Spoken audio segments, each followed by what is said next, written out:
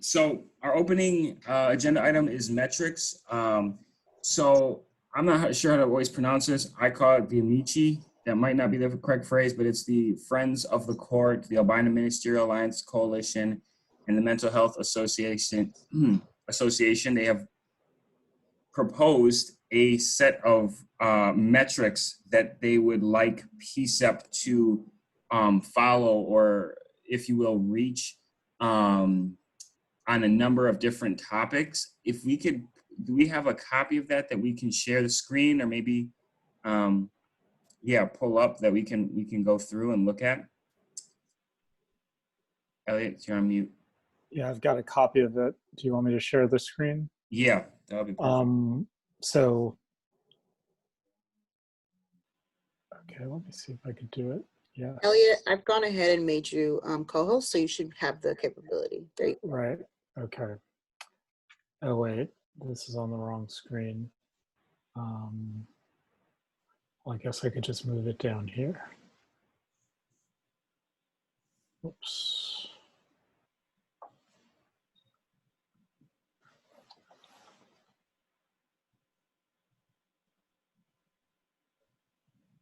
Okay. Could you all see that? Yeah. Okay, so how do it's a kind of long document. Would a better way be sharing it? Well, I guess we could just go through it. How do you propose lockdown and working through this? I'm still muted. I think we could give an overview of it. Can you scroll down? How long is the document? I know it's several pages. Yeah, so I would just give an overview of it. Like, we can just, if you want to walk through it, or I can walk through it. Well, I'll just say, so I got this document. Well, we got this well, Lockiana, since you got this document in May, why don't you talk about sort of the history of the document, and then I could. Yeah, so this was put together by the Albino Ministerial Alliance and the Mental Health Association for what they believe would be the metrics to talk about success for PCCEP. It was presented to us in kind of an awkward way where we weren't quite sure if these were things that they were trying to say we had to do, or if these were suggestions. And it's kind of been worked out that these were suggestions. And we take it with the best of intentions, but it is quite a lengthy list. And so when it was first presented to us, we basically just went through it, listened to what their thoughts were on it, kind of gave some feedback as far as what we thought we could do. One of just the overall thoughts is just that there's a lot of stuff in here, right? And some of it we agreed with, and some of it we would like to be able to do, but as a practicality, it probably won't be able to do all of it. And then also, this was put together by them, and just with anything that PCCEP does, we like to get input from a lot of individuals, not just from them, but get feedback from us, especially if the document's going to go to us, but then also give it to the community as well. So if we just scroll down a little bit, I can just kind of walk through some of the things that are in it, or Elliot, if you want to talk through them, either or. Yeah, so the first part is a list of. I just want to say one thing real quick. Most of it, and MHA and AMAC have both stated a few times that a lot of it is things that PCCEP has always and still does today. So I wanted to let the community know that as well. So the first part of it with that long list of organizations are organizations that they believe we should be reaching out to and in contact with as part of our community engagement. Then there's a whole section on public access, and saying that our meetings should be publicly recorded. And there are some specific things about modifying subcommittees, having the possibility of modifying each proposal after receiving public testimony, public forums to talk about our sort of the status of our work of 4 times a year, So there's specific things about how they believe we could better do community outreach. Some of the things like this point 4 seem a little impractical, like a minimum of 2/3 of the attendees consisting of different communities of individual, different Can you scroll races. down so we can see it? Like, can you scroll? Yeah. Okay, I can't see what you could see, but could you see it Can now? you just send a link to that? Do we have a link to that so we can look at it on our own computers as well? Okay, I could put it on my, why don't I put it on a Dropbox and send a link? It's yeah. It's also doesn't seem to be moving with you. Like it seems like you're Okay. further down the page than we can see for some reason. Okay, let me put it in a place where I could link it.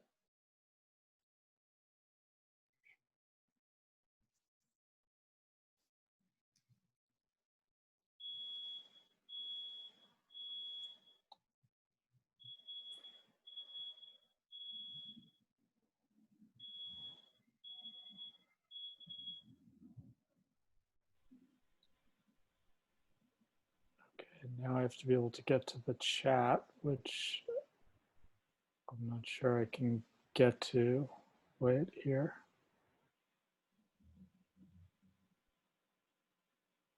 I'm going to just stop sharing for a second so I can get to the chat. And then I'll put it in the, okay, that's the document. Is it better to share the document, or would everyone rather just look at it? Share Do and both? Okay.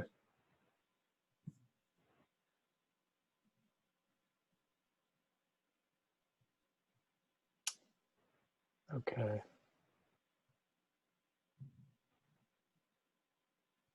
Okay, so can everyone see my shared screen now? yep. Okay, so point 4, it asks that 2/3 of attendees consist of different communities and individuals. And I and others had questions about how we would actually determine that without having people identify all sorts of personal information at every meeting, which Elliot, seems, I can't see what you're doing. You have to click on him. I can't see the screen. But every I can't see. um, I don't know what you did, but it worked before, but now it's not working. okay, because it says I'm screen sharing. Could other people see my I've screen? seen it. It's scrolling now. Yeah, we can see it. Amy, can you see other participants in Zoom? Yes, Hmm. I'm not getting the document, but that's okay because I have the document in front of me, so I guess it really doesn't matter. Okay, so if you go to point 4, then on that document, in that section, anyway, there are things like that seemed difficult for us to actually accomplish. I think On there's him. a section on member retention, which My whole screen went badish. I do kind of want. was trying to talk about, having people stay on PCEP, so retain at least 50% of members for a full year. And then there's a whole section on monitoring PCEP after the COCL is gone, and coming up with metrics. Do you want to, Lacana, talk a little bit about this section? The monitoring piece of after am I mute? No, I'm not. Monitoring piece of after Coco's gone. Yeah. Yeah, I can. I haven't looked through this section a ton. I can just kind of read through it. PCEP presents reports on the status of PCEP goals and metrics, perception of changes in policing or reviewing of actual PPP reforms, and city reports on actions taken in the prior 6 months. PCEP meets with community groups listed in PCEP filing documents at least once a year. That includes the Coalition of Communities of Color, AMAC, Portland Commission on Disabilities, Human Rights Commission, and New Portlander Policy Commission. For step 1, we have talked with the city about doing that. We actually just came off a meeting with some of the city staff, and prior to that, we had agreed that we want to do like a quarterly report to city council to give them updates on what we do. We haven't also produced a PCEP report in quite some time, so that one we're all on board with. PCEP meeting with these community groups. Another thing, we meet with AMAC. Some of these other ones we haven't or might. I think again, a good suggestion, and I think it's just like looking at a list of what makes sense, and then also time-wise what makes sense as well. Maintain an active list of available trained alternates. We are right in lockstep with that one. I know our staff are working hard. It's a tricky piece, just in the sense of when we have alternates, when we train a group of alternates, you know, if you're sitting on the sidelines for a committee and the committee doesn't have an opening for like 6 or 7 months, when you go back to the alternate pool, a lot of things have changed. But in theory, we agree with that 100%. Subcommittees make recommendations to general body at least 2 or 3 times a year. If the recommendation is not adopted, PCEP provides a written response.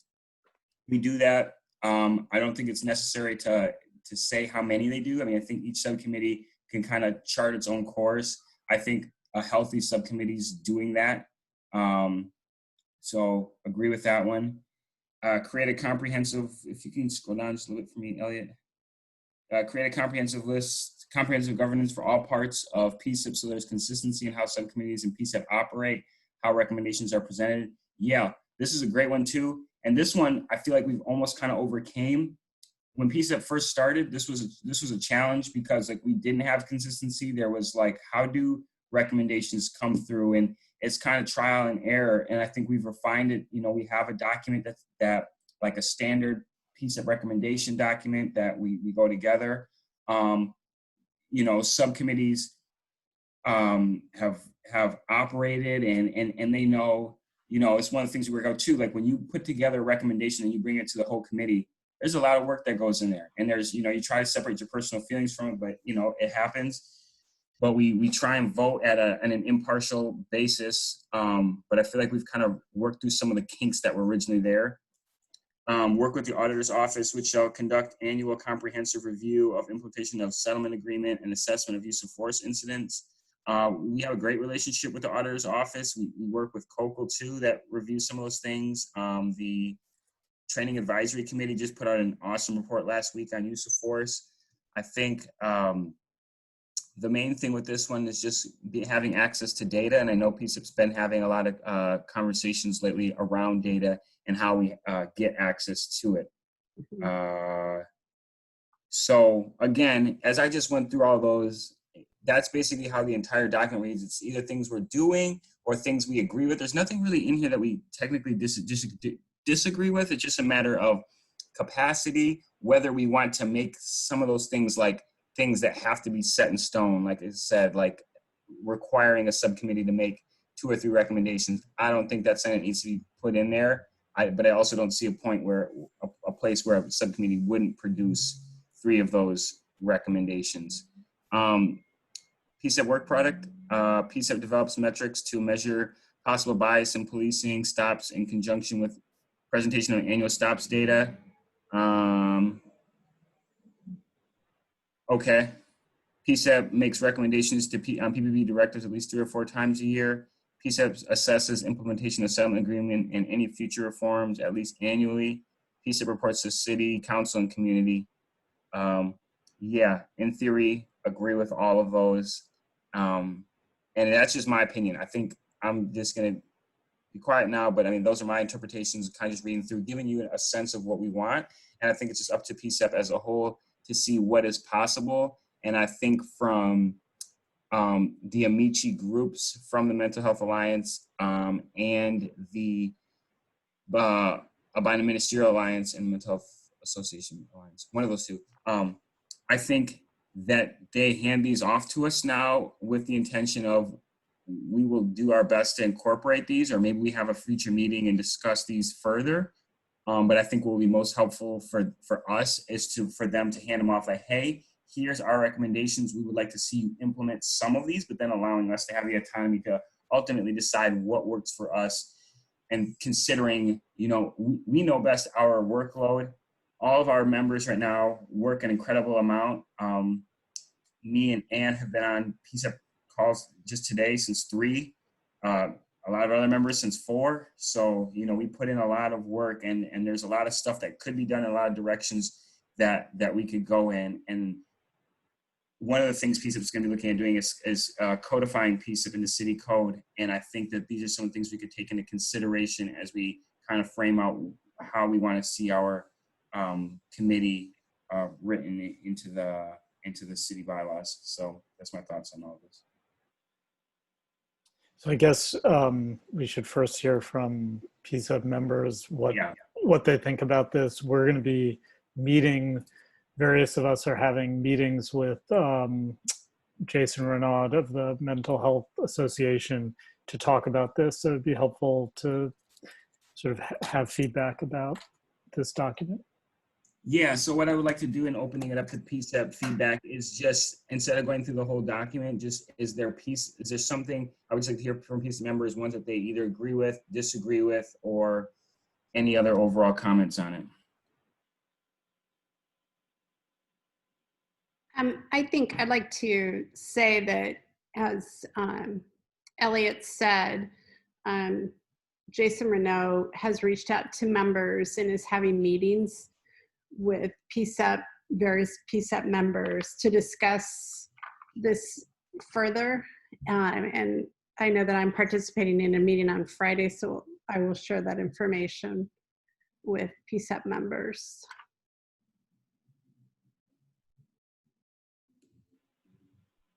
Thank you, Ann. Other PCCEP comments on these? Yeah, I just want to add, I also had a conversation with Jason. He reached out to me. I was trying to find my notes, but it sounds like there's a lot of, like, I think like you already said, we're doing a lot of the things that are already in this, this document. So I don't think you all will say anything different. I'm not able to make the Friday meeting, so I'll follow up afterwards, but I don't have any major comments.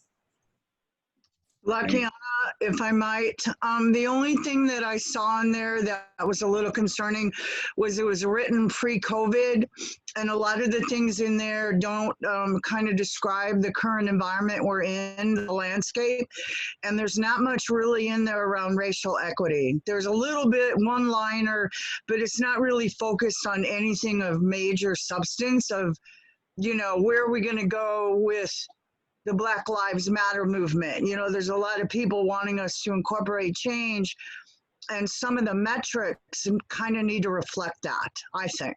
That we need to at least get some updated thoughts or sections around looking at, oh, now that we're in COVID, what makes more sense? You know, because this, like I said, this was written pre-COVID, so there's no reference in there to what we have to do given our limited opportunity or greater opportunity with Zoom, however you want to look at it.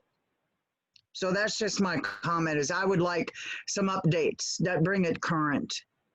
I agree. Yeah, I will bring that up.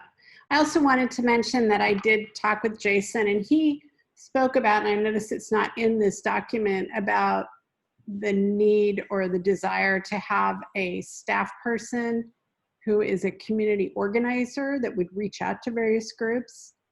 So I'm sure we'll hear more about that idea on Friday at our meeting, and I'll share that.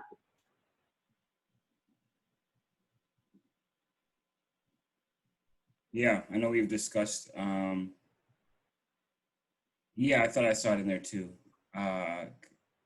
Yeah. But wasn't that decided long ago that we hired Theo and Claudia and Judith to not hire a community engagement coordinator separately?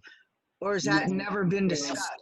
There was, the community organizers always kind of been floated as like a possible position to help with things. And we've had a number of debates internally, whether that would be the best use of our funds and things of that nature.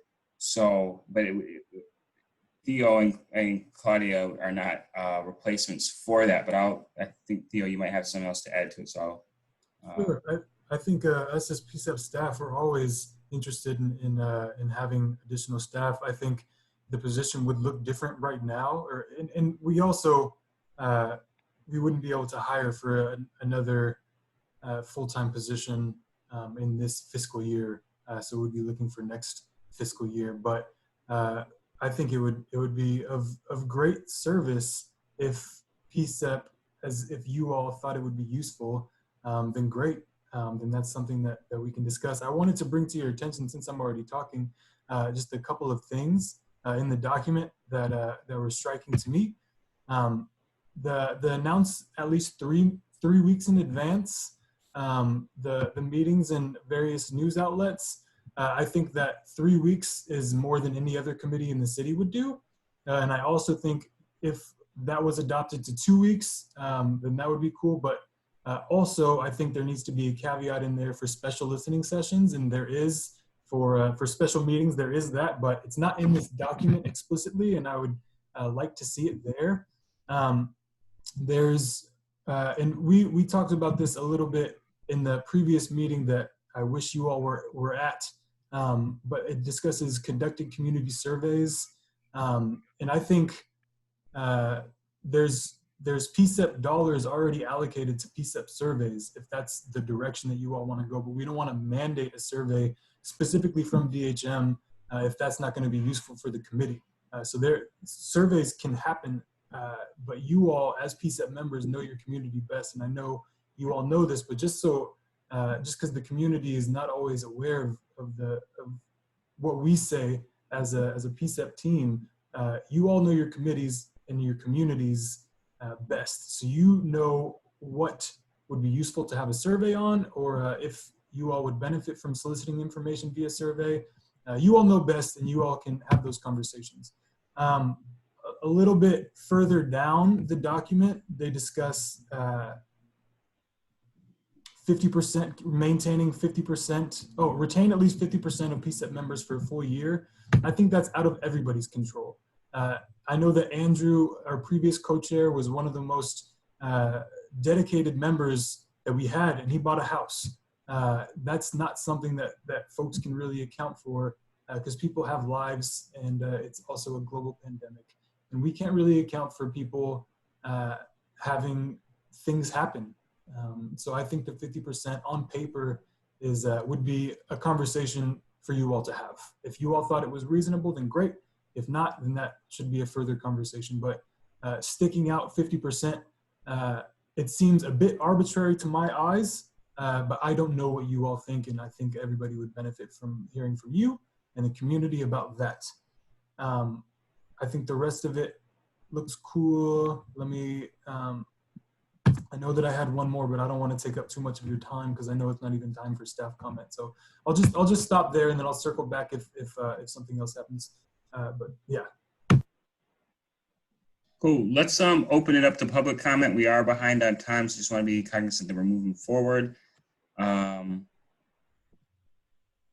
Yep. So yeah, community comment. If you can raise your hand, and we'll get you on the list, or just yeah. Barb, go ahead.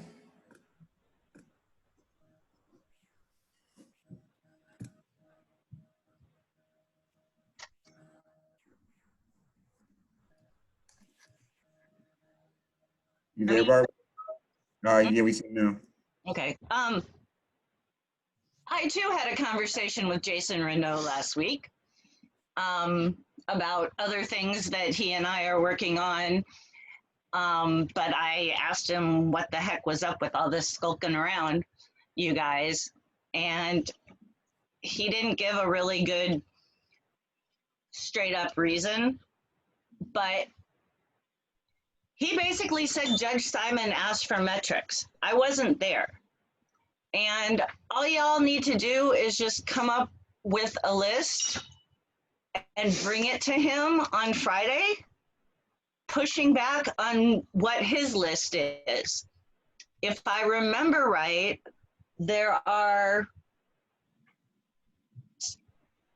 is this the one where there's the list of all the different organizations to reach out with? That includes organizations that no longer exist, such as Portland City Portland Committee on disability, which is PCOD, and other ones that were like on there twice, kind of. So I just want you guys to be prepared to just go back and forth over this till people are happy. Does that make any sense? Yeah. And part of the understanding of that too is just that these are not things that we have to implement. You know, obviously we value that relationship with the Amici, and so we are definitely going to take all these into consideration, and considering we're doing a lot of them already. But yeah, just not feeling like we have to be forced into these, but that we appreciate, and in any group that would give us a list like this to help further our success. The only thing we have to also be cognizant of is that if the people who are parties to this settlement agree to these metrics, then in February they're going to go before the judge, and that's one of the things the judge will measure the success of PCEP on, which is of course what's hanging in the balance for the whole settlement agreement. So in that sense, what this document and the metrics ends up being actually is of great import for the future of whether the settlement agreement is passed or not. I wasn't saying it wasn't important. I was just No, saying, I know. I was just well, right. Yeah, I understood that. the other thing about the document with the social media that said you guys needed to have X number of followers on these different platforms, I would really, really, really be careful of committing to anything like that, because that is super duper outside of your purview. Advertising or outside of your control. Advertising somewhere isn't outside of your control, but you know, those are my two main thoughts. And and to be clear, I am very clear about not representing PCEP in any way, shape, or form, like when I was talking to Jason. Thanks, Barb. We're going to go next with Stephen. Or is it Stefan?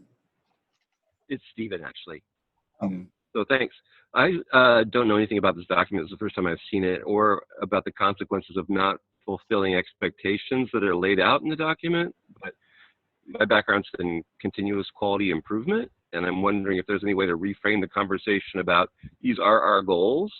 These are the standards we'd love to move toward. We're not going to be perfect, and we may not achieve them all first time out of the gate, but we're committed to getting better and better and getting closer and closer to the target. So that's just my thought about it, just from my background.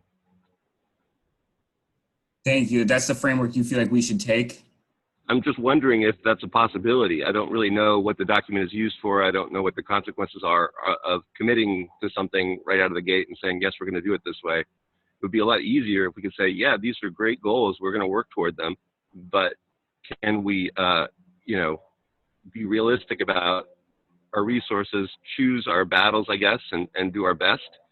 Find out, do a problem analysis. If we don't fulfill the target, if we don't make the target the first time out, do some kind of barrier analysis. What's in the way of doing better, and just commit to getting better and better and closer to the goal.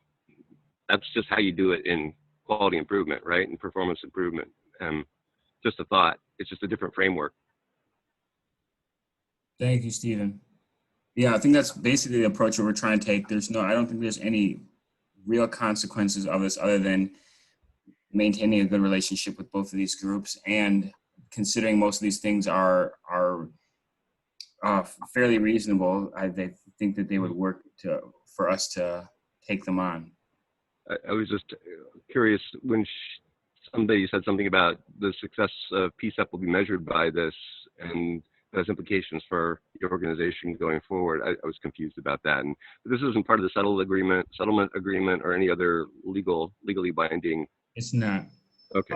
So in February, the parties will go before the judge, and the PCEP is the last piece of the settlement agreement that it needs to be checked off. So one of the things that the parties are interested in is the community engagement piece of PCEP. And so to that extent, it is what will help determine whether the settlement agreement is seen as being in substantial compliance or not. Okay, thank At you. least that's how I understand it. Vadim, you might have is that your understanding? I think you're on mute. Yeah, that's my understanding as well. Okay, we're gonna take 2 more questions in this section. We got Trebi and Susan. Just be cognizant of time. We'd like to wrap this up by 6:15 at the latest. Just- Go ahead, Trebi. Yeah, okay, this is Trebi. 2 questions I have. One is kind of referring to what Elliot said. So what I'm gathering is it's really important that you kind of stand your ground here and say, this is what we can and can't do, so that if in February they come and say that PCCEP hasn't lived up to the things in this document, that's really important to say, we committed to this, and these we have as an ideal and we're moving towards them. So is that true? Like, it's really important what you agree to now, because they could come back in February and say you didn't do it? Well, I hope that wouldn't be the approach that they would take. I mean, I'm sure that they could, but I would hope that as 2 groups that have helped form PCCEP and have been a part of this process for a long time, that they would. There's no way that PCCEP's not going to operate and not be working towards these. Even if this didn't, like this, a lot of these things, even before we've seen this document, we were doing these. And so what I hope happens is that after this meeting on Friday and further meetings, that we are able to incorporate some of this feedback into what we are already doing and utilize it, but that does not then be used against us to say, hey, PCCEP didn't do the 20 things that we outlined that we thought, right? Because of, in the spirit of this, I believe this is something that they, unless we just totally decide like, hey, we're not going to do any of these things and we go in the opposite direction, which just isn't the case. I would hope that they would, as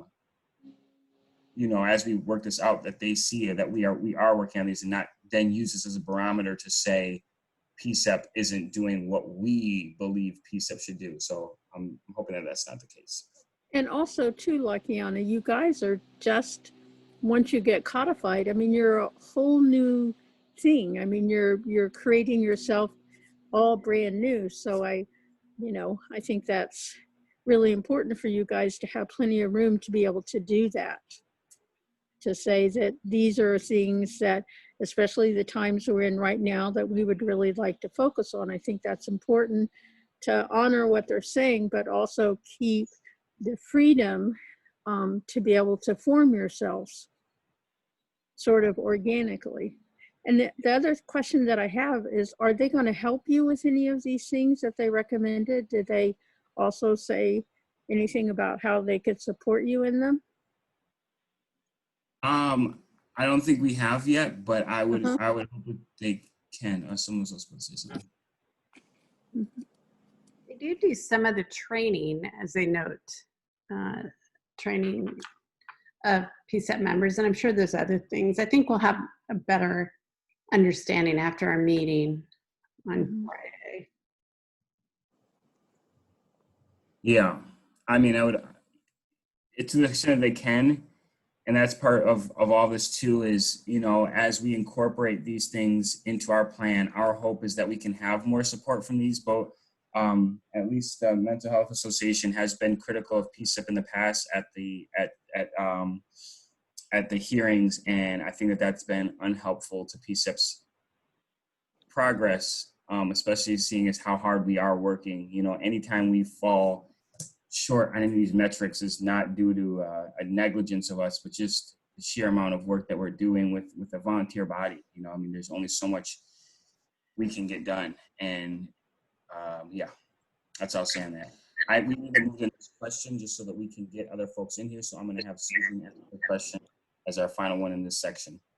Okay, I just wanted to offer, in response to kind of what you were saying, is that this actually is a natural response. My software development background kind of says people always come with you with a solution, and your job is to figure out what is that need, the actual need, the underlying need that they're trying to get with the solution that they're giving you.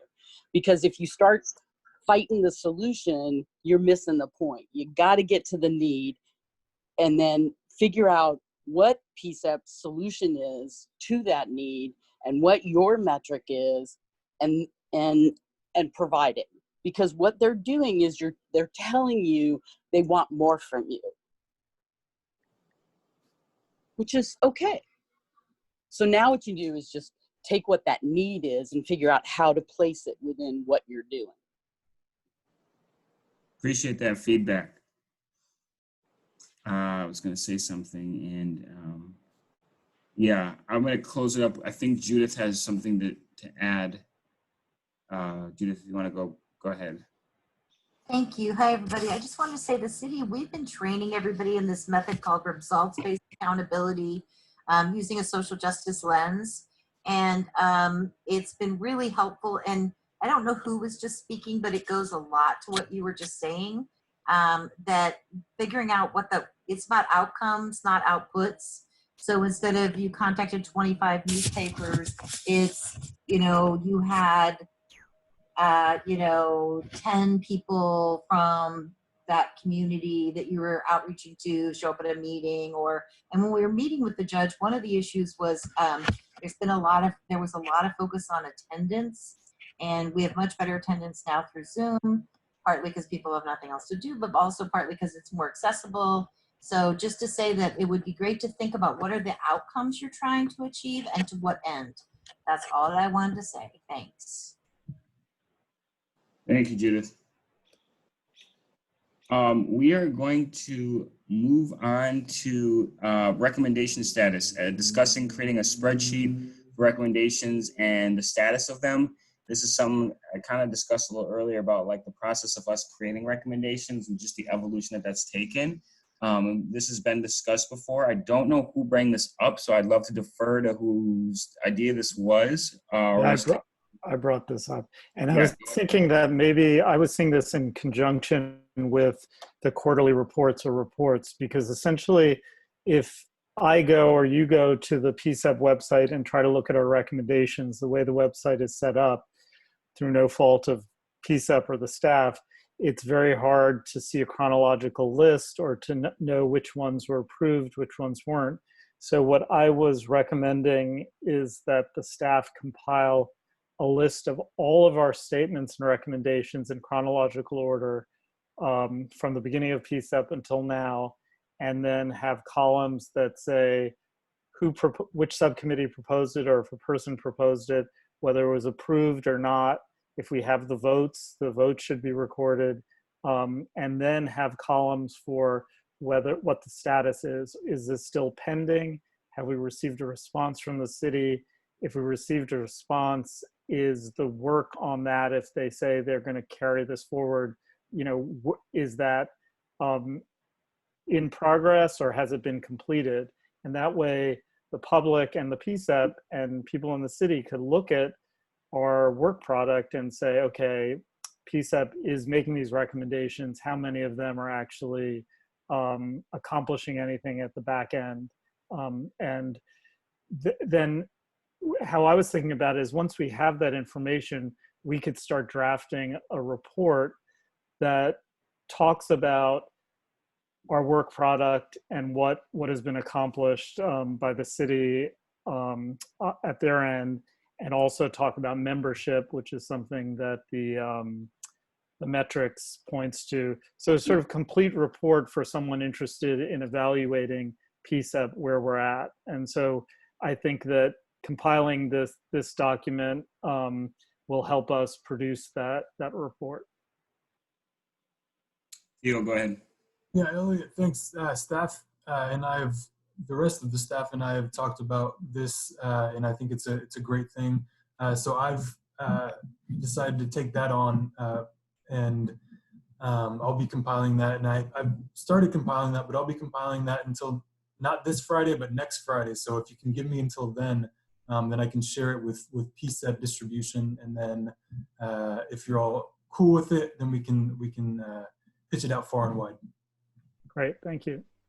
I know it's a lot of work. Okay, let's open it up to PCCEP comment. Thoughts, insight on this?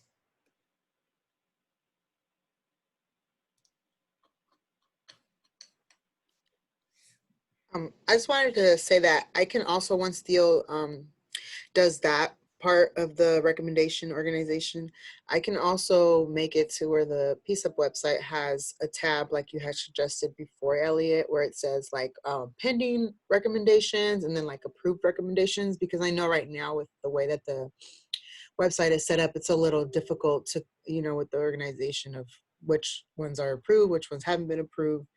So then that way it's a little easier for folks to know which recommendations are actually have been approved and which ones are pending. So I can make 2 separate tabs.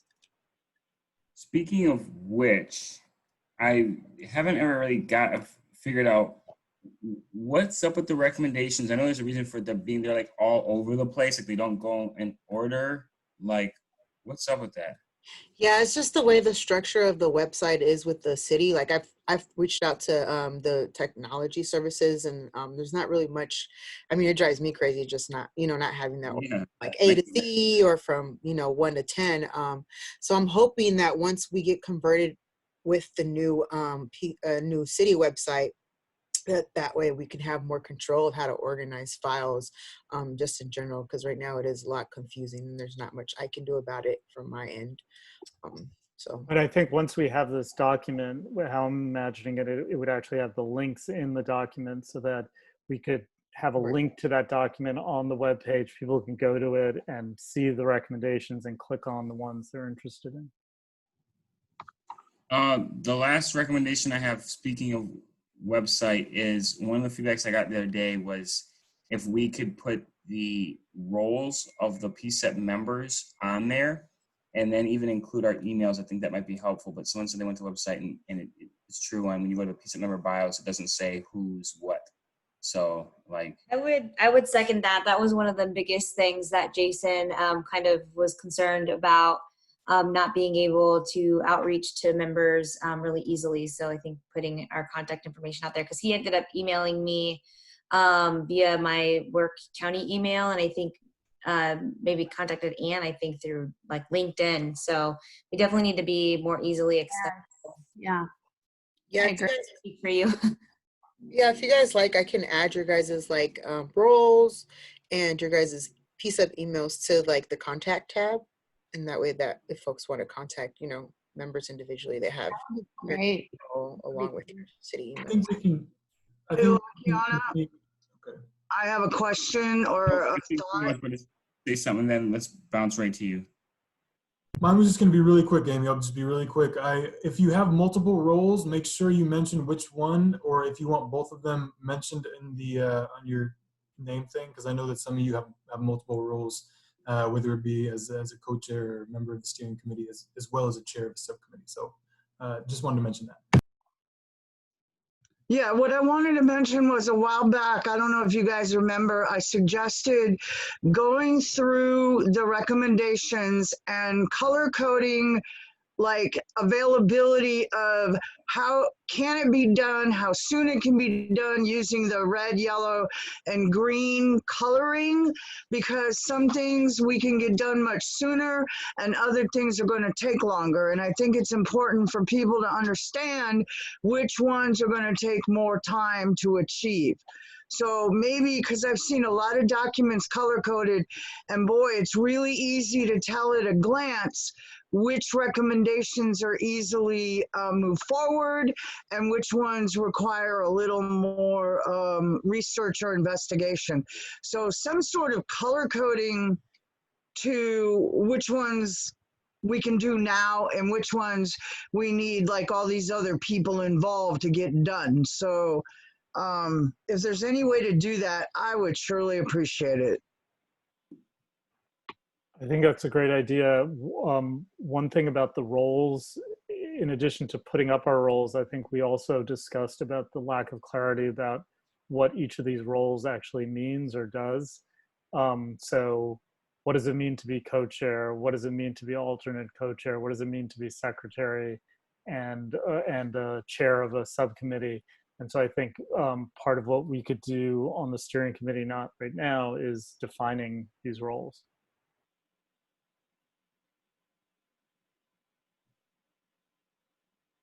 Right. We talked about putting that on our agenda at a future time. And we also talked about redoing the bylaws to incorporate the right information inside the bylaws and maybe reviewing the PCCEP plan. But I figured we'd do that after we get codified. So some things may have to wait.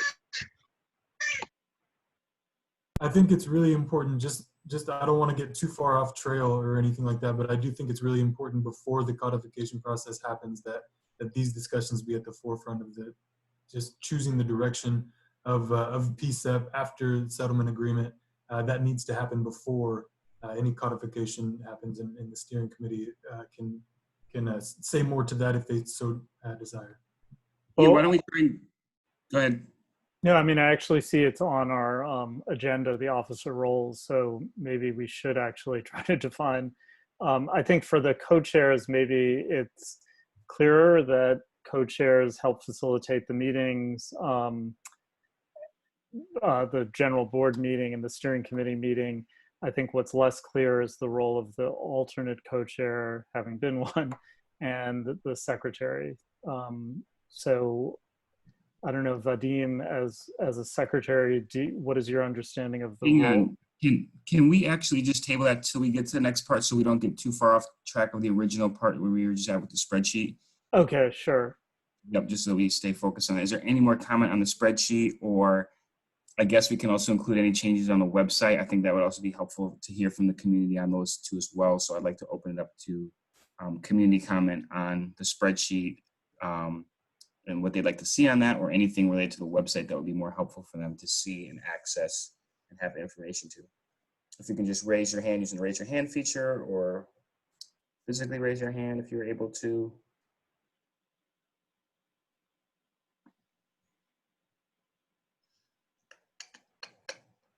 Any community comment? Going once, going twice. Okay, cool. Let's flip it to that conversation. And so the next thing on our agenda, if I can just pull it up here, is discussing preparing a report for PCCEP activities over the last 2 years and defining PCCEP roles. Let's move the roles to the first part, and then we can discuss a report on the last 2 years. So Elliot, back to you. You were saying something. Yeah, I mean, I think my understanding is that the co-chair roles are pretty clear. It's the secretary and the alternate co-chair role that probably needs some defining. So maybe we could start with the secretary and with Vadim explaining what he sees the role of the secretary as. Yeah, initially when I started doing this, it was with the intent of sort of being the parliamentarian, knowing what the bylaws say, knowing what the settlement agreement might have to say. And so whenever there's any issues with respect to process procedures, to be able to discuss that. I tried for a while to also be a reminder of when we needed to have meetings with, say OEHR director or staff from civic life and those sort of things to keep us on track with the actual requirements of the PCCEP plan. I think my first meeting I took notes, but now that it's, since then it's been pretty much recorded every time. So that's not as necessary. But yeah, as a parliamentarian for, I don't know if a secretary is a proper term anymore for any kind of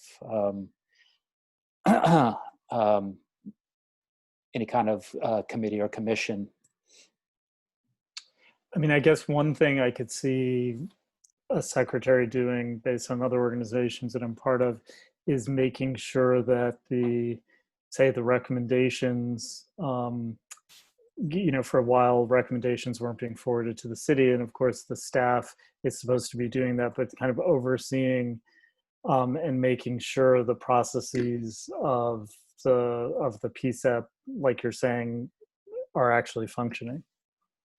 Yeah, I think that's a good idea. We can discuss who would be the best person to maybe bring forth that recommendation. Certainly the secretary could transmit that to whatever city official and CC the staff.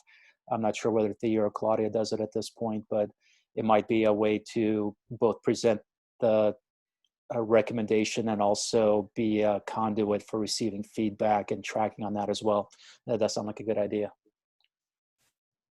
I was also wondering about the reporting that I've heard a number of times about reports that we're supposed to be doing. Where would that fall in line? What would that look like?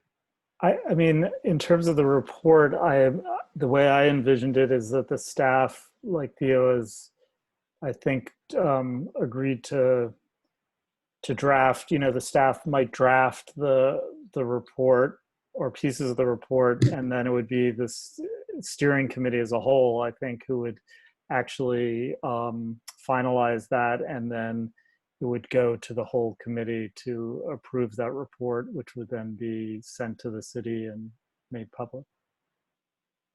Well, I know that. Sorry, Luckiana, go ahead. Nope, you're up. Go ahead. Okay. I know that the recommendation piece is something that I think is well within the staff purview. I think in the past, Judith can correct me if I'm wrong, but in the past, I think PCEP members did it for the sake of independence and autonomy and the PCEP voice.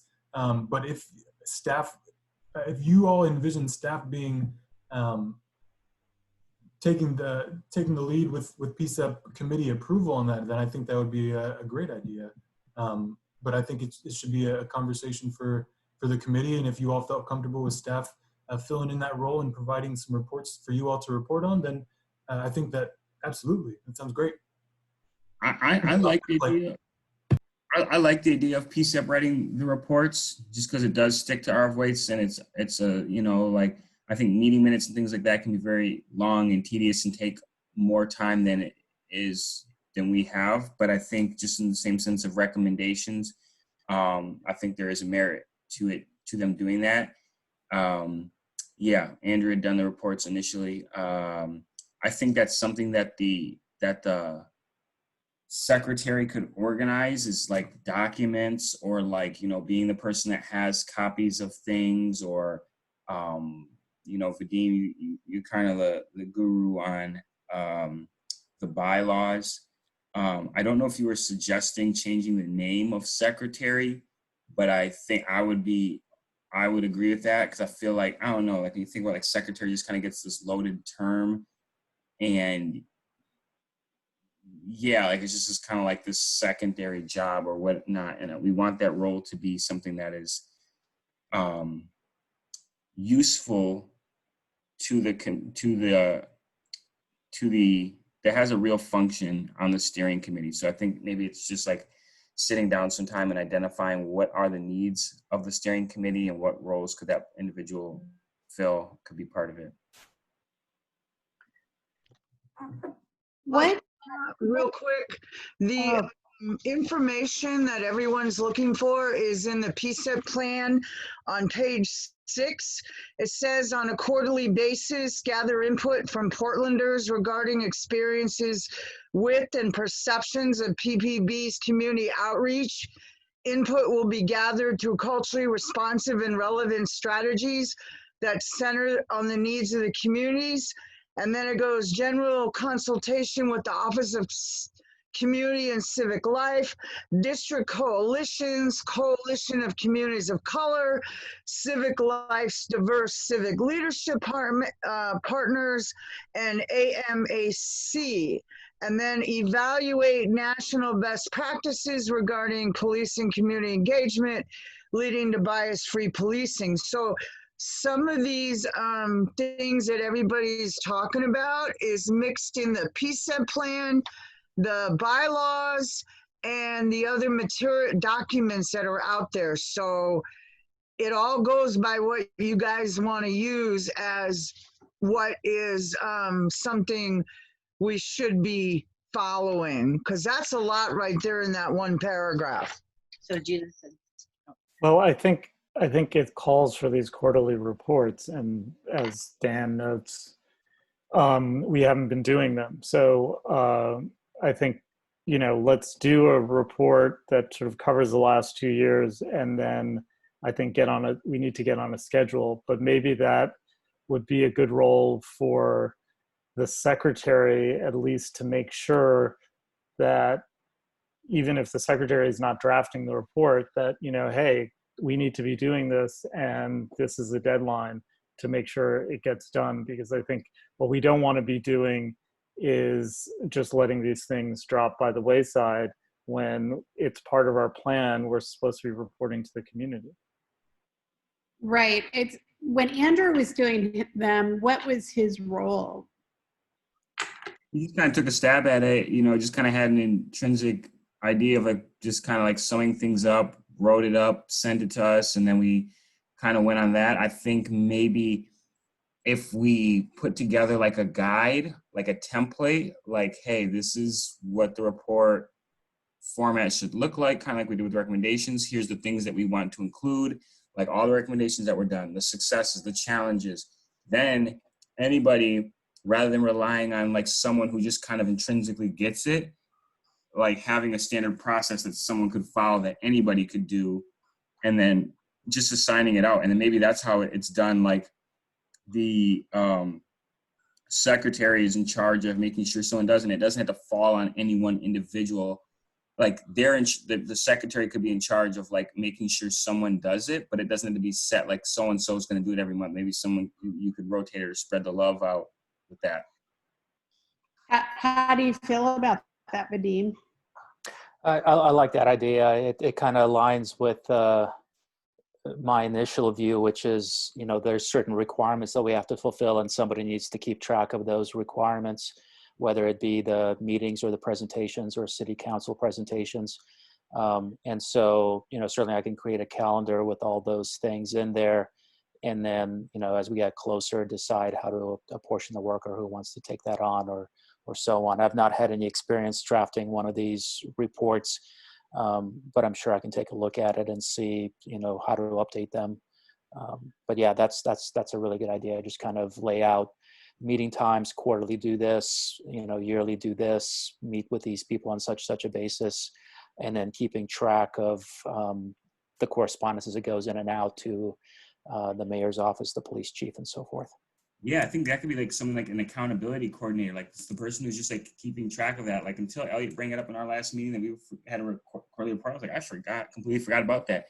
And by having that based in a position, like, you know, if we change the secretary to the accountability coordinator or something similar to that, when you see the qualifications for what that role would do, then people who have that type of mind would be good for that position. And right, because I'm telling you right now, I would be terrible at that. That's not where my mind works or does best. And so, you know, and then that helps the co-chairs who are more of the public facing, like facilitating meetings, representing PCCEP at presentations. You know, they got someone who's like, hey, this is something that y'all, you know, this is the next thing that's coming up. These are the things that we need to do. As a matter of fact, having like a document that says for that coordinator person to say like, here's all the things that need to be done, you know, and to make sure that PCCEP's doing them. And that could even go into things that the subcommittees are supposed to do in tapping the co-chairs and be like, hey, you don't want to give them too much work because that sounds like it could start getting into a lot, but something where they're keeping track of the logistics and things that we have to get done sounds reasonable to me. So I like LaKiana's idea that it should be in PCCEP's voice, but I also like the idea of the staff doing some of the collation, because I think this is going to be could be a lot of work at the beginning, especially. So it could be a combination where the staff collates the information and then, you know, either the secretary or someone else puts it together and then the whole body approves it. But let's rely on our staff who are really excellent at, and sort of have an overview of everything we've been doing also.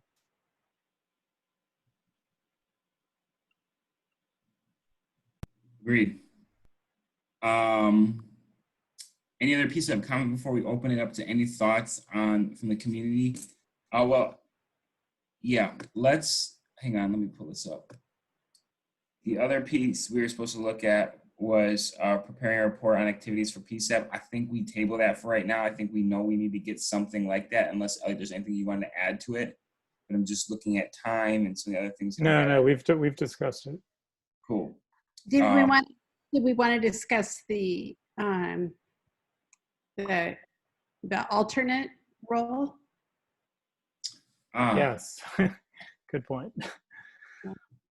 So So I'll just say, when I was the alternate, I didn't understand what that role was. I mean, I was part of the steering committee.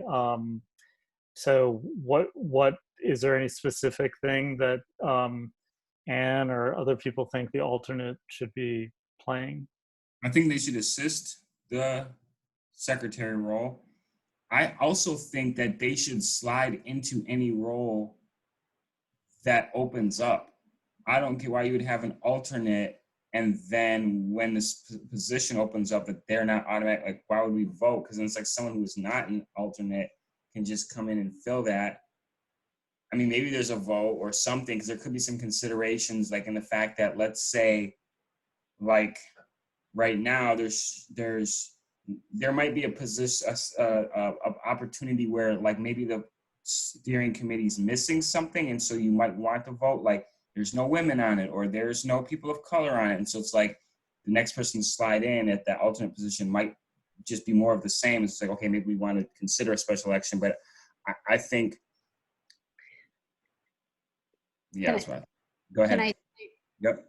My understanding is that I would be assisting and learning more from the steering committee members. I don't understand that sliding into different slots and assisting the secretary, which, you know, I'm just not understanding that part of it.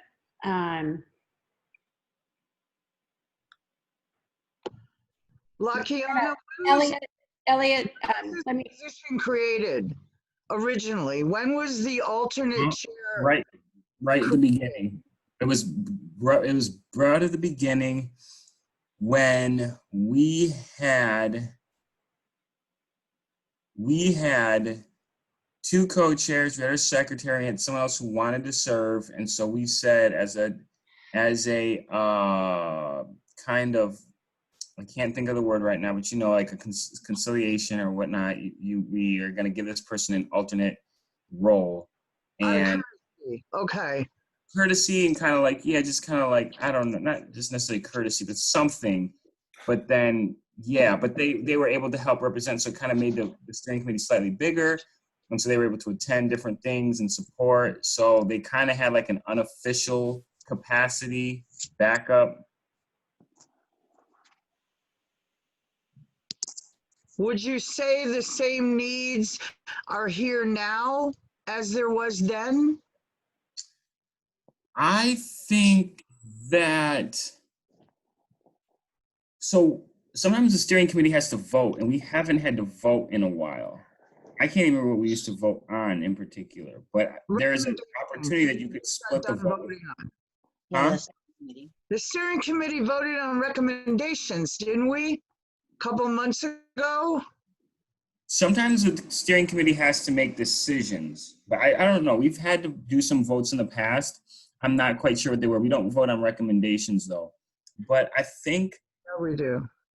I think, I don't know. I don't know what the necessary need is. It's a good question of the alternate. I think that there is a possibility for it, but I'm not exactly sure what that is. I think in the absence of someone missing, I think they could fill in for that role. Like, let's say someone's out of town for a month, right? For the May meeting, then that other person can help facilitate. Like, it could be a good training position too for people who are wanting to be in the chair roles. Can I ask a question, Elliot? When you were the alternate, what was your feeling about that? Because I've heard what Lakiana, and I understand that, but I'm just kind of. Yeah, I mean, it was sort of like a shadowing position. Like, I would go to the steering committee. I would, so I was aware of all the stuff going on, and I understood it that if, you know, someone was away, that I would slide into that role of co-facilitating. You know, and I also thought perhaps if, like, when Andrew left, there wouldn't need to be a special election, but our bylaws or whatever calls for that. But that does seem to be, if we want to change our bylaws, a possibility to just have that alternate person slide into that role if someone left before the end of their term, and I would be in favor of that. Or just of not having an alternate co-chair in November, right? Because that would be the other possibility of just in November, when the officer positions are going to be available for folks to run for again, or just not having that alternate co-chair position, because I think Judith had more of the history when it was first formed in those conversations, those initial conversations with the facilitator, who was initially helping with the PCCEP plan. But I think in the place of assisting the steering committee and being on those calls and being another voice and helping where folks need to help, I think that it makes sense. But outside of that, especially if this secretary is going to shift toward an accountability officer, I don't know where the alternate co-chair would be, but I think that would be a good conversation to have with all of PCCEP. So we have to do an amendment to our bylaws and have them out for 30 days before we can make any changes in November. That's the rules around bylaw changes. They have to be out 30 days with amendments before we can enact and change anything. So if you want to do it, we should do it now. And just do an amendment to the bylaws and then put that out for a vote, and it has to sit out for 30 days, and then we can move on it in by November. Okay, I'm just thinking about the time. It's 6:46. We want to end by 7. We've got 2 more things on the agenda, one of which we definitely have to accomplish, which is setting the agenda. I'm wondering whether we've sort of had a robust conversation and could sort of think about this, and then by the next meeting, thinking about Amy's point about timing, we would still have time to move forward with any changes to the bylaws if we wanted to do that. Yep, I think this goes to a conversation we had earlier. We need to start kind of seeing where we want PCCEP to go. Look at the roles, look at all of it, look at the scope, and I think this can be part of that larger conversation. And Elliot, I appreciate you getting us back on track for close out at 7. Yeah. We do have to have public comment though. So quickly, any public comment on the roles of PCCEP on, yeah.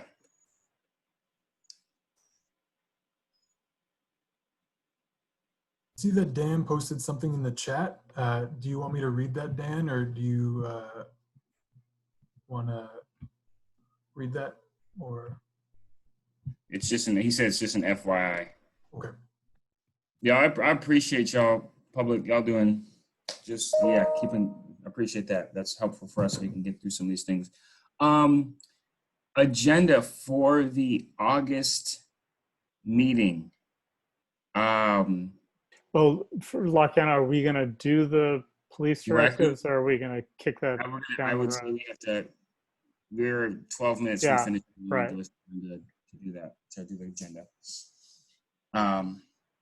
Thanks for bringing that up. I thought I just forgot to mention that. Yeah, so agenda for August, do we have subcommittees that have reports? I'm not even sure what else is supposed to be on there, if you have anybody coming in. Otherwise, I have a thought, but is there anything that needs to be on the agenda before I share that thought, or does anybody else have ideas? I don't know if that is the space or at our next steering committee meeting to talk about the Portland Police Bureau directives. Maybe we can just move that forward. What is that in exactly?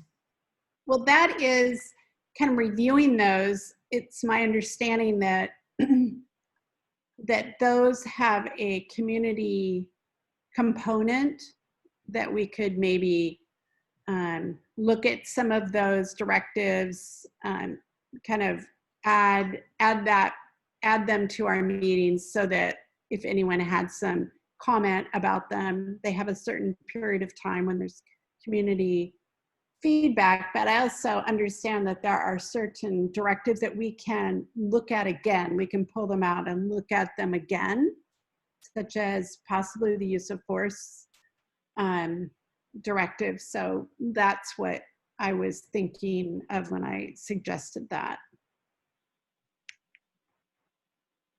Got it. So you're saying that this would just be a space ongoing in our meetings to review any PPB directives, any new ones that came up?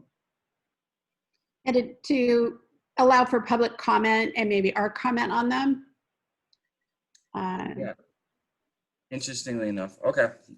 So do you want to add that to the August agenda? Yeah, that sounds like a great idea. Yeah. I had one. Just so I can understand, y'all are there specific directives y'all wanting to look at in August, or are you saying add the idea of discussing adding directives permanently to our meetings? That's what you want to discuss. Judith is saying, should one subcommittee take that on? Yeah, that's. I'm not understanding, like this directive, this one that she just posted, what, are we talking about a specific directive or directives? Okay. Was I the person that brought this up to be put on our agenda? I think I was.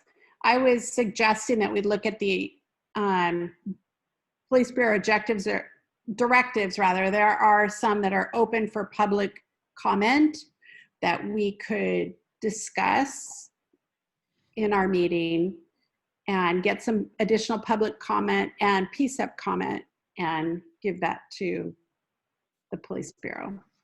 There's also, I understand, the ability for PCCEP to revisit some of the directives that are already have gone through that process and relook at them. For instance, the use of force directive.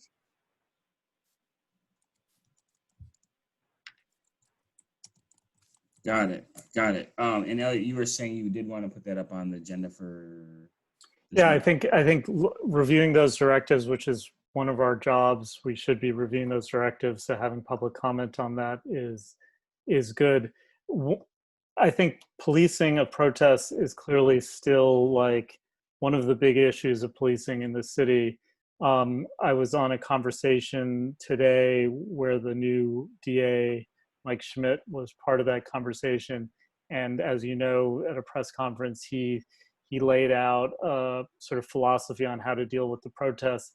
And I think he's going to be laying out more policies. I think it would be really helpful to have Mike, the DA, come and talk about sort of the philosophy of the DA's office, the new philosophy around policing of not only protests, but other kind of policing issues. And one thing that I've heard from a lot of community members as we're in this impasse is, you know, where the community says, oh, they don't want the police to use tear gas, and then the police say, well, what do you want us to do? Is try to have a real conversation with the police and the community about how do we create an environment where people could express their First Amendment rights, and the police could also do what they're charged with doing, which is stopping people from committing crimes. And I think that that dialogue hasn't happened yet. And, you know, I don't have any hopes that we're all going to sit down and sing Kumbaya, but there might be some creative ideas in the community about de-escalation or tactics that the police could use. And I think it would just be helpful to have a conversation, not only with the police leadership, but like people who are the cops who are out there every day, and like hearing from them, and maybe them hearing from the community, and trying to figure out a way through this impasse. I agree with that. I agree with that. I think that would be really useful for our time and our community. So that seems, yeah, so a couple thoughts I had on that. Just reading the comments in there. I thought, so today, I'm just saying this to everybody else on this call, we still have to send out a message to the rest of PCCEP, but we had a meeting with the mayor's office and PPB, the steering committee did, around codifying PCCEP and that process. And I think it would be great to devote some of the time of this month's meeting to getting to some of that work. I think we have to start, that's going to be that's a large lift. And so taking some, chunking that out into the next several meetings. So I think that would be a good thing to add to the agenda. But then also think that what you had mentioned as well is also a good suggestion, Elliot, but it also feels like it almost could be its own thing as well. Because from what you're suggesting, like having some officers share their perspectives, maybe having some community members, that would go over an hour if you wanted to do that right without like just cramming it in there. So just open to those two thoughts. That could be maybe another meeting, another town hall meeting where you bring together those groups, maybe the mayors, some people from the mayor's office. I know Theo has a thought on that too. I do. I was just thinking, per conversations about PCCEP going in a direction after the settlement agreement and filling the lane of elevating the voice of the community. Elliot's idea could be a really great kind of trampoline to elevate that idea of the direction after the settlement agreement, really continuing to elevate the voice of the community by bringing those parties together and soliciting that information from the community and providing it to the police officers so that they can improve practices. That's really gets down to the mission of PCCEP in my mind. So if people are suggesting a separate meeting for that, do you think the DA should be part of that meeting, or should be part of the our general board meeting? I think it would be more helpful to be a part of our general board meeting, because I feel like that's a different conversation. I feel like that's like kind of like maybe his role and what he plans to do. He would have more space in there. But I also know Anne has some thoughts on it, so I'll let her say what she's going to say. Well, so that would be different than bringing groups together. So the DA, having the DA come to a meeting and talk about where he's going, his direction.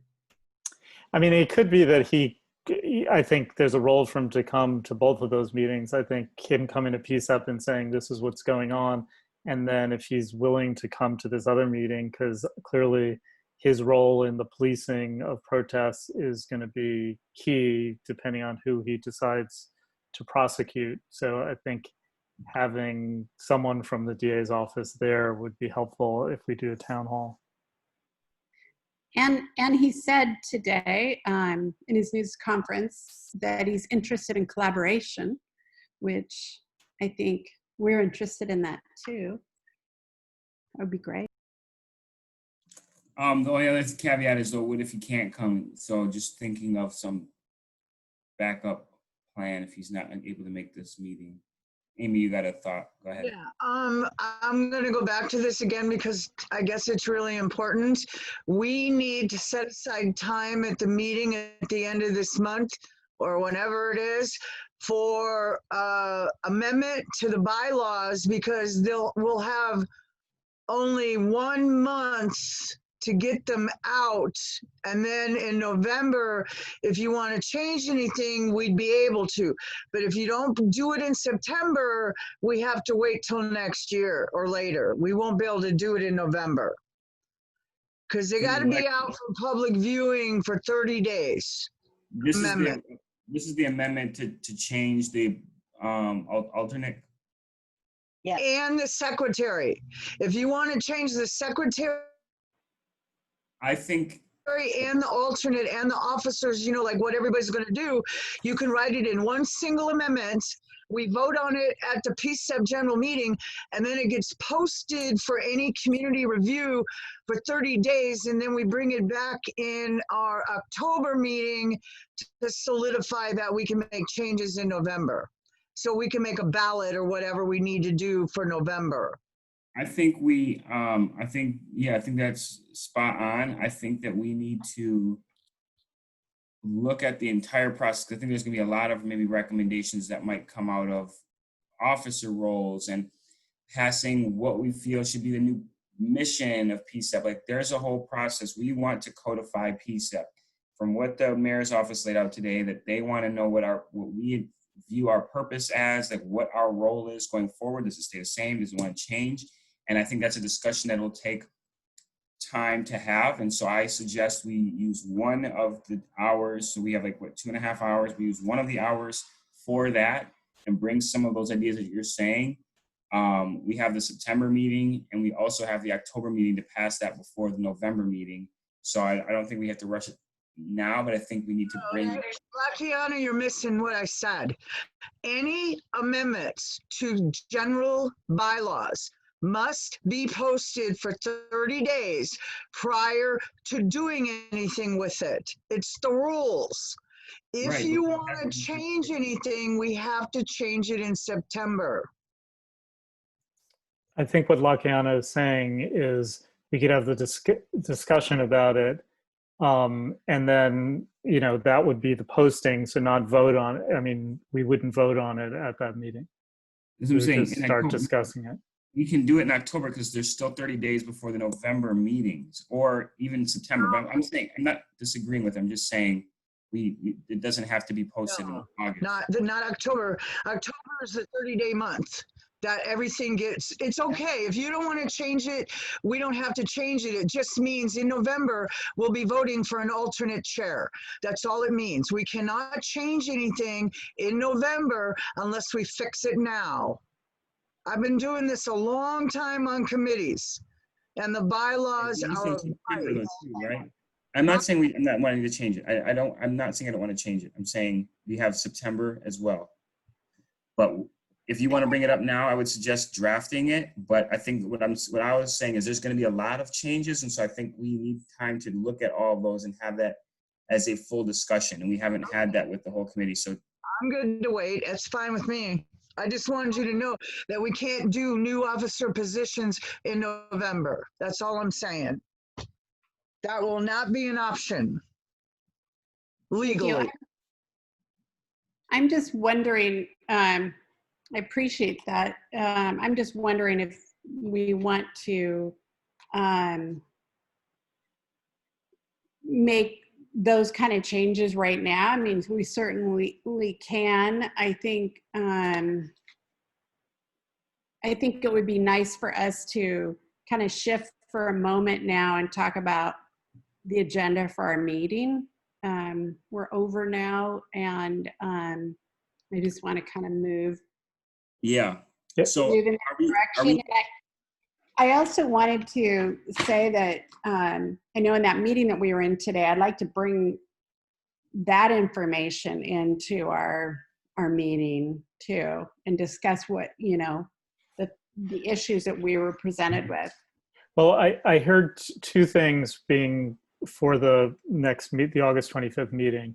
One is to discuss the police directives, and the second one is to discuss the mission and the general idea of where PCCEP is going to go after the settlement agreement. That combined with the committee reports, that's a full 2 hours. So I think if we could stick to that for the next meeting, that could be the agenda. And then if people think it's a good idea, I'm happy to try to organize this town hall and reach out to the PPB and reach out to the DA's office, unless you, Lackawanna, you think the DA should come also to the general board meeting. I think eventually, maybe. I don't think it's a huge priority for us right now. I think that community discussion sounds good. The agenda for the end of this month sounds good. There's something else I was gonna say. Yeah, so we had that planned meeting next week to talk about codifying PCCEP. So we're not doing that, so we can kind of combine that into there. And I think we might have to eventually think about maybe a special meeting around that as well, and hearing from these different groups. But I think we can start it at the end of this month by just having a discussion amongst ourselves and with the community as far as our purpose. And maybe what we also do is between now and then is kind of start putting together once, so Nicole's going to put together a timeline or a one-pager on like what she sees as like what the steps we got to do. And once we get that, we can kind of then plan out between now and November or whatever, what steps we need to take, including Amy's suggestion and other people's stuff of like changes we need to make and like when those need to be done by, and kind of putting out a timeline for ourselves of what needs to happen when. Sounds good. That Could I sounds just good. ask one clarifying question about our report? We need a deadline for that, or I fear it's not going to happen. So, Theo, when do you think you could get? You said by next Friday the recommendation list you can get to us. Yeah. And what about the other parts about tracking like membership and flux in membership and sort of just compiling, all the meetings, the list of meetings? Some of this is in the COCL report, I think Dan said, but I think, just trying to put together a report that basically documents the work that we've done. Yeah, why doesn't PCCEP, are you all comfortable with PCCEP staff taking a crack at the report and then presenting to you all? Because I'll have that initial thing done by next Friday with the recommendations and the links. And then PCCEP staff can work on a report. And if you all want to take a look at it and then add your voice to it, add whatever makes sense to you, add some super sweet flair, some stickers or some stamp, whatever you guys want, you guys can add to that. But I think because staff has, like, we're here to support you, I think this is something that we can do in support of your work, so you don't have to worry about it and you can look it over. So you're not creating the document necessarily, but you have final approval of the document. Well, also we could edit it. I would hope you would. I would suggest that people, if they have ideas for sections, to just send them to Theo, and so and maybe look back at Andrew's reports, as models for how to do that. So let's shoot for for the September meeting to get that out to the public. Sounds great. Okay, so we do got to open up to public comment. The agenda that we have set is to use 1 hour to talk about codifying PCCEP and the direction that we want PCCEP to go as far as like what our mission is and our purpose post-settlement agreement and going forward.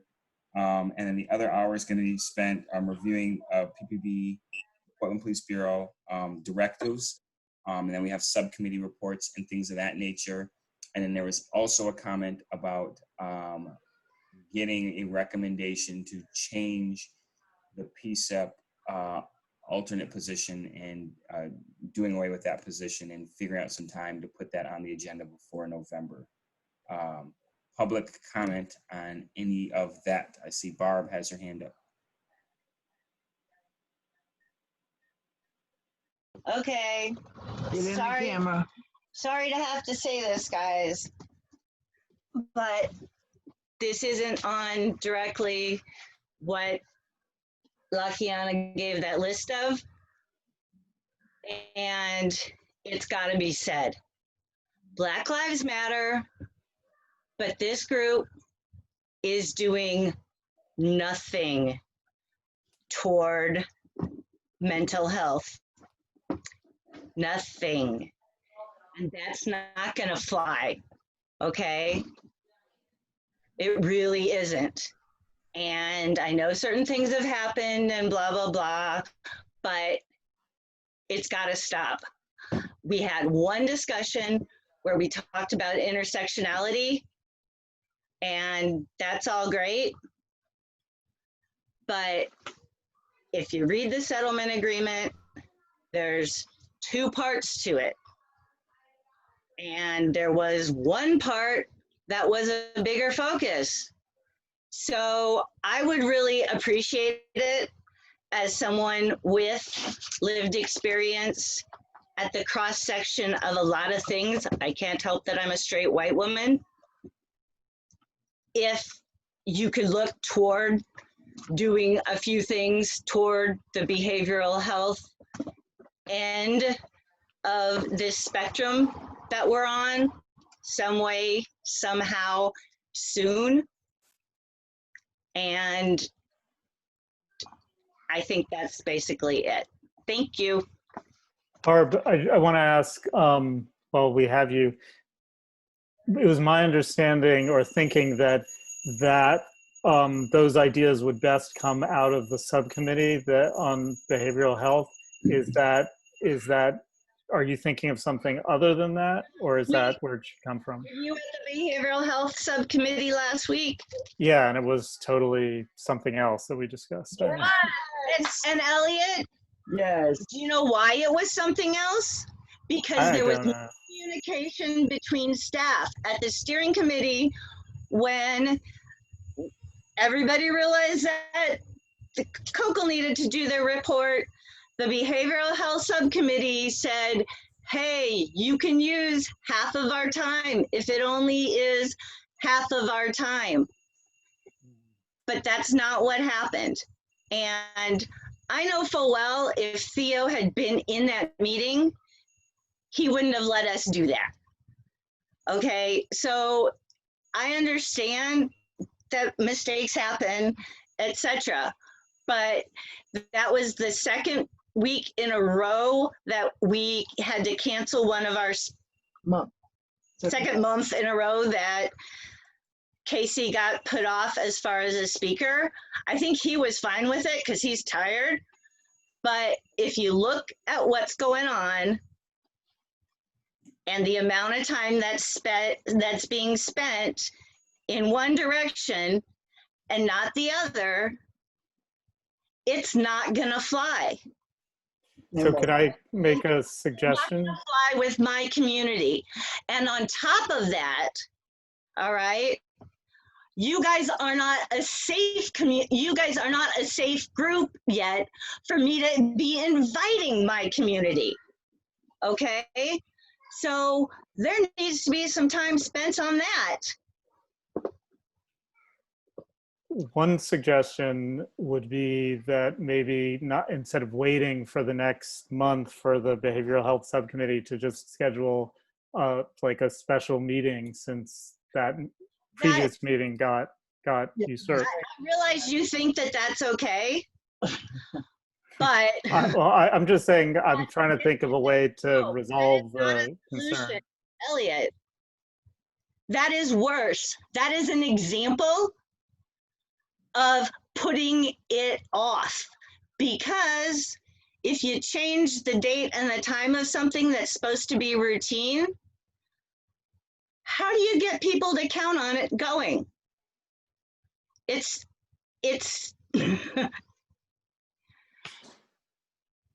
I'm done.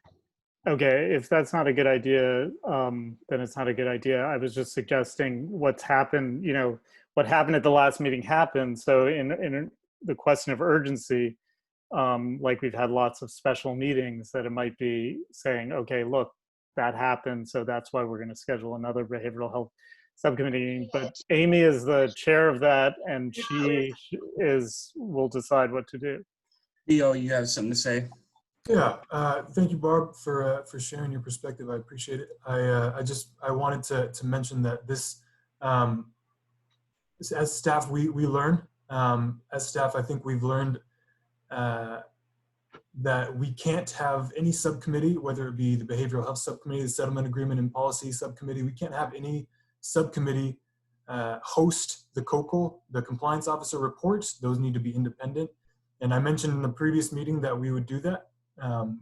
Every compliance officer report from now on will be independent of subcommittees.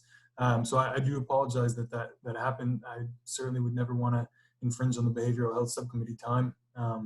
And I do think it's also important that the community hear from the compliance officer, because it is important. So it doesn't have to be either or in terms of that, but both need some good time allocations for them. So I appreciate you bringing up the last meeting, and I'm sorry that got pushed off, and I hope you don't think it was meant out of a place of disrespect, because certainly we value that. I value, and I know that everybody on this call values the input of folks experiencing mental health crises just from my personal life. Community that if anybody else substituted their community in there and thought about how this group has done it, has gone towards their little group, they wouldn't be happy either. And having Elliot, no offense, Elliot, say what he said, just show it. It's an example of it. It's an example of you guys not listening to me. Probably because I get all excited about shit. But guess what, guys? Red hair. You're forewarned. Part of dealing with the behavioral health community. You know, we all only get to see things through one set of eyes, and we all learn from each other. So I appreciate you both saying a lot of things. And I know that this is an important thing for all of us. So I appreciate you both speaking with honesty and integrity.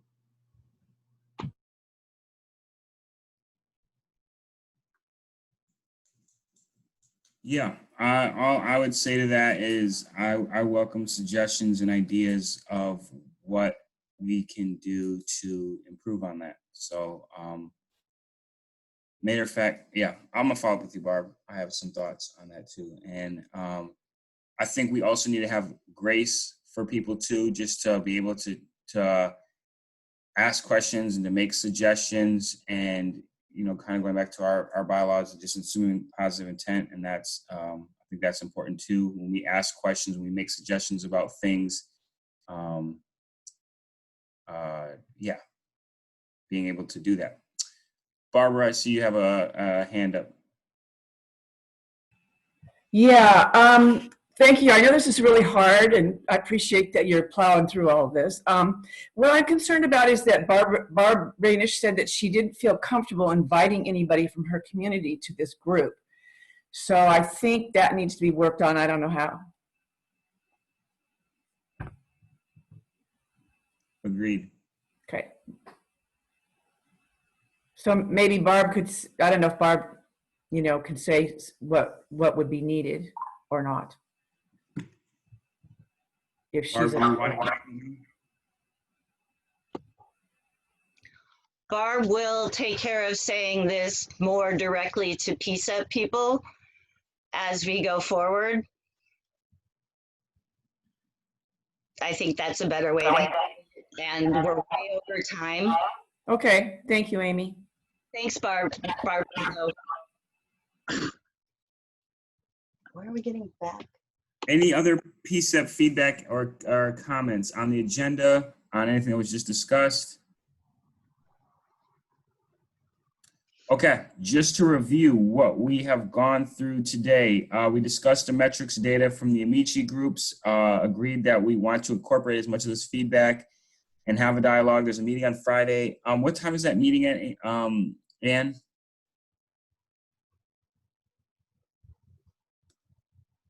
Sorry, 10. Yes, the comment for directives is due on 9/1. We're always going to be out of time. 10 o'clock. The second thing we discussed is creating a spreadsheet for recommendations. Theo and Claudia are going to work on that, I believe. Officer roles, we discussed the roles of the secretary and possibly changing that to the accountability officer, the roles of the co-chairs, and the need, if there is a need for the alternate co-chair position.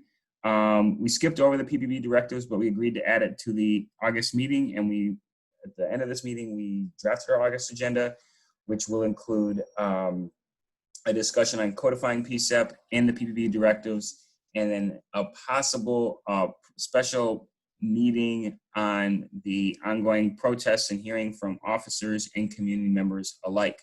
And then at the very end was also discussed the need to make PCCEP a safer space for those experiencing mental and behavioral health. That is an ongoing conversation that will continue. So that wraps up our meeting. I appreciate everybody staying 19 minutes over time.